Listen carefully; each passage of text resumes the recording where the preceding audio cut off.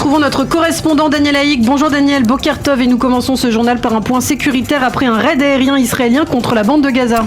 Oui, effectivement, Ilana, Boker Tov, des appareils de l'armée de l'air israélienne ont bombardé la nuit dernière des positions du Hamas et du djihad islamique dans la bande de Gaza, et ce en riposte au tir d'une roquette hier en début de soirée en direction de la localité de Sderot.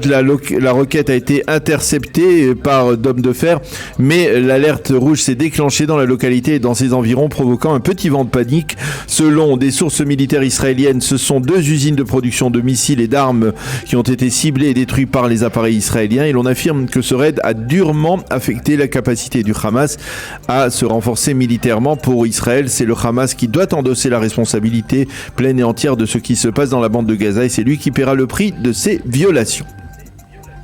Et puis toujours au chapitre sécuritaire, de hauts responsables des services de renseignement militaire égyptiens ont convoqué des responsables terroristes du Hamas et du djihad au Caire. Oui, objectif maintenir le calme dans la bande de Gaza et faire baisser les flammes en Judée et Samarie et dans Jérusalem. C'est ce qu'a révélé le journal arabe Al-Arabiya Al-Jadid. Les responsables terroristes du djihad ont également été convoqués par les Égyptiens pour débattre de la situation des prisonnières du mouvement détenues en Israël. En effet, l'administration pénitentiaire israélienne a placé plusieurs détenus en isolement en début de semaine, et ce après que les femmes aient fêté ouvertement les attentats de Jérusalem qui, je vous le rappelle, ont coûté la vie à 7 personnes et blessé 3 autres sérieusement. Dans le reste de l'actualité, c'est aujourd'hui que les relations diplomatiques entre le Tchad et Israël atteindront leur point culminant, Daniel. Oui, en effet, c'est aujourd'hui que sera inaugurée apparemment à Ramat Gan l'ambassade du Tchad en Israël. La cérémonie se tiendra en présence du président tchadien Mahamat Déby, qui est en visite actuellement en Israël, et du Premier ministre Netanyahou. Hier, les 2 leaders se sont entretenus longuement. Le Premier ministre Netanyahou s'est déclaré persuadé que les relations entre le Tchad et Israël franchiront des sommets, tandis que le président Déby a parlé de relations fondées sur la sécurité, la stabilité et la prospérité. Il faut rappeler que c'est le père de l'actuel président tchadien, Idriss Déby, qui a été avec Binyamin Netanyahou l'artisan de ce renouveau des relations diplomatiques entre les 2 pays, un renouveau qui avait été scellé en janvier 2019.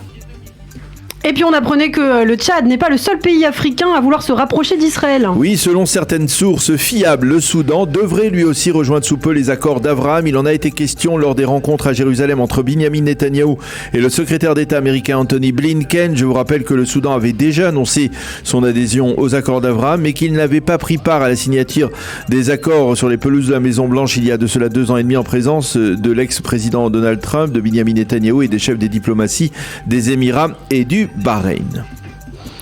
C'est en milieu de journée que le Premier ministre Netanyahou, par ailleurs, s'envolera pour Paris, où l'attendra d'ailleurs le président Emmanuel Macron. Oui, les 2 leaders auront un entretien important au cours d'un dîner à l'Élysée. Il y sera question du dossier du nucléaire iranien, du dossier israélo-palestinien et des accords d'Abraham. Et on peut légitimement penser qu'Emmanuel Macron voudra en savoir plus sur la teneur de la réforme judiciaire du gouvernement israélien, qui fait beaucoup de bruit et qui suscite une très vive polémique en Israël. Au cours de sa visite éclair à Paris, Binyamin Netanyahou rencontrera également des hommes d'affaires français, et là encore il devrait les encourager à investir en Israël en dépit des appréhensions des opposants à la réforme judiciaire.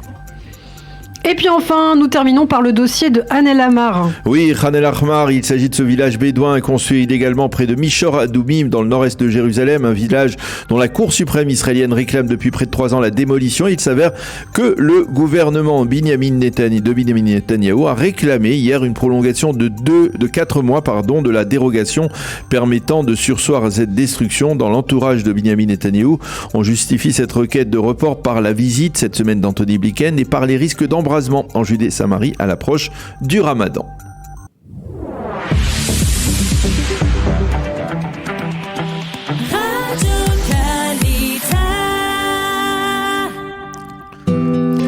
Une page de météo pour compléter ce premier journal d'information. Le temps sera partiellement nuageux avec des pluies éparses après 2 journées très pluvieuses, on peut dire, sur l'ensemble du territoire israélien. Les températures resteront relativement basses. Il fera aujourd'hui 10 degrés à Jérusalem, 16 à Tel Aviv et 20 degrés à Eilat.